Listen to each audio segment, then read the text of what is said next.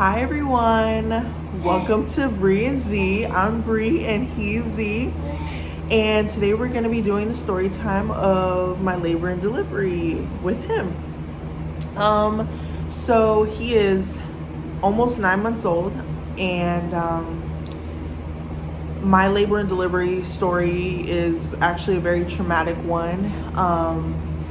I was literally, I started my first day of college like 2 weeks before I had him.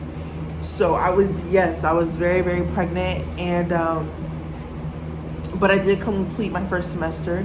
So basically, I'm gonna jump right in. So it was August 28th. I went in for my weekly doctor's appointment with my at the time boyfriend. He's now my husband, and I was 41 weeks pregnant. And basically, the reason I didn't deliver when I was 40 weeks pregnant was because they didn't have any openings. Basically, the hospital was full. The labor and delivery part of the hospital was full. So I had to wait a week. And even when I went in, I remember it was a Wednesday, and I was having very bad back pain. And I was telling my doctor, and she was like, well, we need to get this baby out. And so literally she looked on her schedule, and she was like, okay, I have an opening for 5 o'clock, because my 5 o'clock canceled. Like it's just some my 5 o'clock doctor's appointment got canceled. It's okay. So so I ended up going to the hospital at 5 p.m. on a Wednesday, August 28th, and they induced my labor. And I forgot the medication they used to induce my labor. Basically, they shove it up there to basically soften your cervix and widen it. And so this little guy was having, after about an hour, he was having heart issues. Like his heart rate was fluctuating, going up and down. And it was just really, really, really stressful. And I was scared. And so to fix the problem, they basically just took like sugar water and put it in like the saline bag. Well, basically put like sugar in the saline bag and kept giving me that. And like after they would give me a saline bag with like sugar in it, his heart rate would go back up. But then immediately, like an hour later, his heart rate would dip again. And it was just really stressful. And meanwhile, so the thing that I forgot the name of it, but what they shoved up there to induce my labor, they were only supposed to put it in for 12 hours, and then they were going to start me on Pitocin afterwards. And so because his heart rate kept fluctuating, this man, mind you, it's the middle of the night now, like it's around like 10 p.m. So his heart rate kept fluctuating up and down. And so my doctor actually came in, and she just removed it because she said that the baby's heart rate keeps going up and down, and they didn't give me Pitocin because they were afraid if they gave me Pitocin that his heart would stop.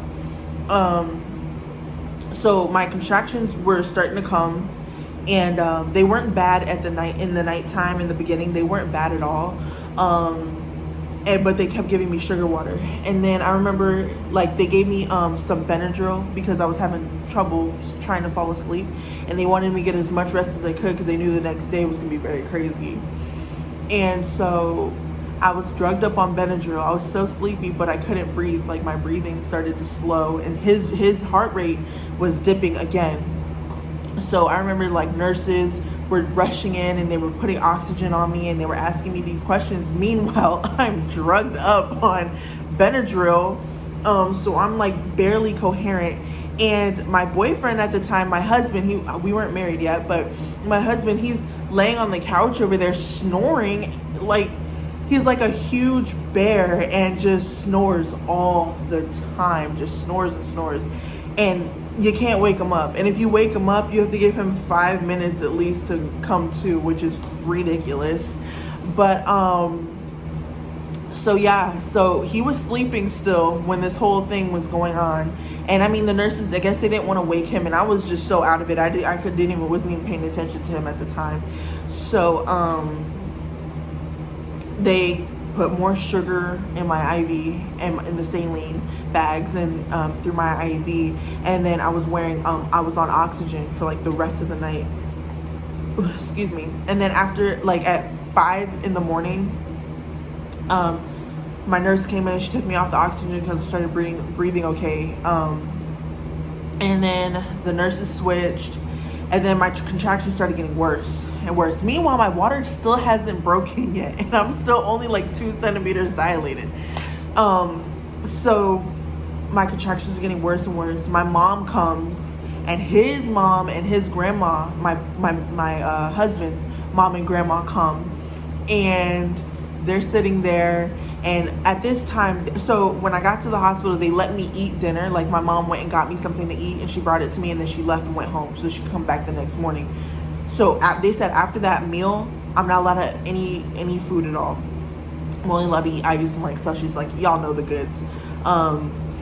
So they get there, and I mean, like we're chatting and things like that, and I'm getting on like the exercise ball, and knowing me, I'm very clean, so I wanted to take a shower, but they wouldn't allow me to shower yet. They wanted like I said, his heart rate kept going up and down, so they wanted his heart rate to go up, and they wanted to maintain him before they put me on like the mobile monitors so that I could go take a shower and get ready for the day. So finally, my contractions are at like if I could rate my contractions from like 0 being the least and 10 being the worst, my contractions were at about like a 4 now. And so they finally let me take a shower after about like an hour after I asked. They finally, what? So they finally like let me take a shower, and meanwhile I'm in the shower and I'm like, oh, because these contractions are awful. These contractions are terrible. And but I wanted my shower, so I stayed in there, and like the nurse was like, is everything okay? And I'm like, yeah, it's fine, it's whatever.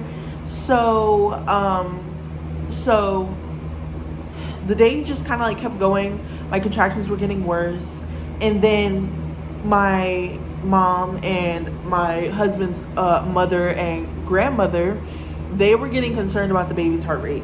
They saw that I wasn't feeling well, and they saw that the baby's heart rate on the monitor kept going like lower and lower and up and down and low, and like it was just awful.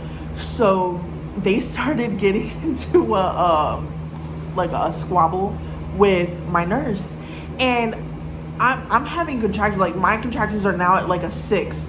So like my contractions are getting worse, and it's about like 1 in the afternoon, and I'm hearing them squabble with the nurse, and I'm just like, oh my goodness. And so the nurse literally is like, screw them. Like she doesn't say it, but like she's like, screw them, and she's like focusing on me. Meanwhile they're like hello, like what's going on? Why can't you guys get his heart rate under control? Like they were telling her like that they need to that they need to get the doctor in to do an ultrasound, because they were concerned that the baby's cord could be wrapped around her neck, around his neck. Tell me how the nurse was like, oh yeah, the cord could most possibly be wrapped around his neck, but we're not going to do an ultrasound. Like we're just not going to check it, which was like really like degrading. What, Bubba? What is it? So it was like really degrading, because they just were not caring. And I kept telling them that something didn't feel right, and of course his heart rate, they could see his heart rate on the monitor going up and down, fluctuating. And you know, the first sign should be like, oh, we should do a C-section, get this baby out, because he was already way past, like a week past due. They had to induce me, of all things, because he just was so stubborn, didn't want to come out.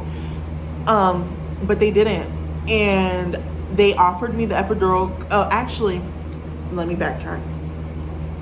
The doctor came in and she broke my water around like 2 in the afternoon. She came in and she broke my water, and she said it was going to start kicking it into high gear at this point.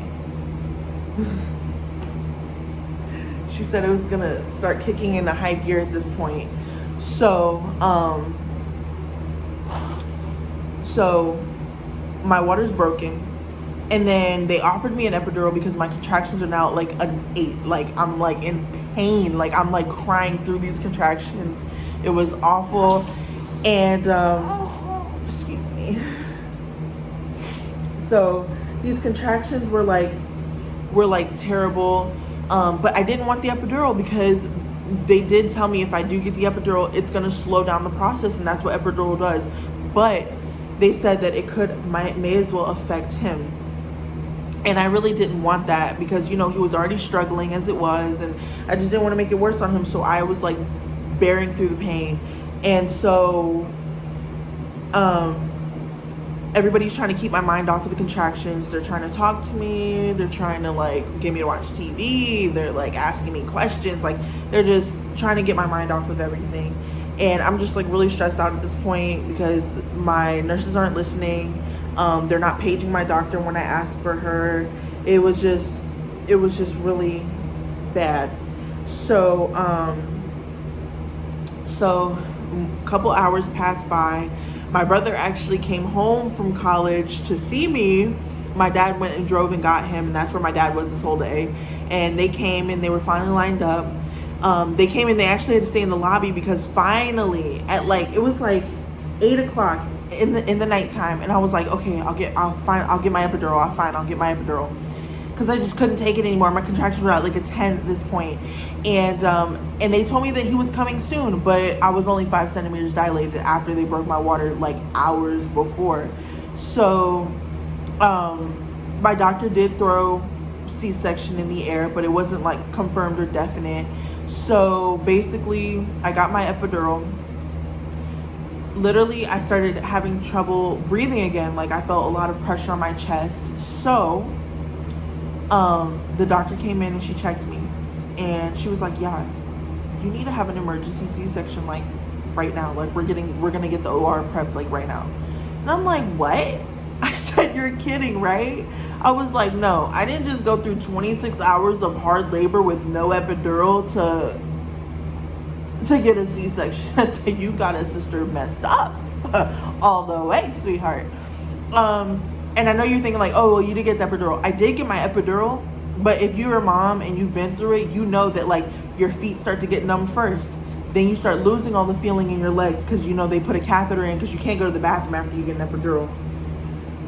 The medication, because I'm tall, I'm 5'8", the medication didn't even get to my uterus, didn't get to my stomach.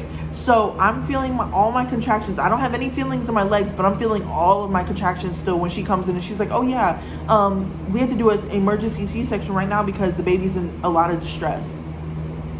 When I tell you they told me that, all I could say was, okay, what could I say? So I just start crying. I start crying because I'm like panicking at this point. I'm like, oh my gosh, I have to have a C-section. I've never had major surgery before. And like, but let me tell you, they gave me the best drugs ever. The best drugs. And it was like, honestly, after I went into the OR and had him, I remember my mom telling me, like, I was so high on cloud 9 from the drugs they gave me. I remember my mom telling me they put the baby on my chest, and I was just like, whose baby is this? I don't know whose baby this is. And yeah, so that was my labor and delivery. If you guys want to hear what happened after the hospital, when my son had to be rushed to an all children's hospital 30 minutes away from actually an hour away from my house, I will be uploading that video next, so stay tuned for that one. I thank you guys so much for watching. And leave a like, comment, share, and subscribe my video, please.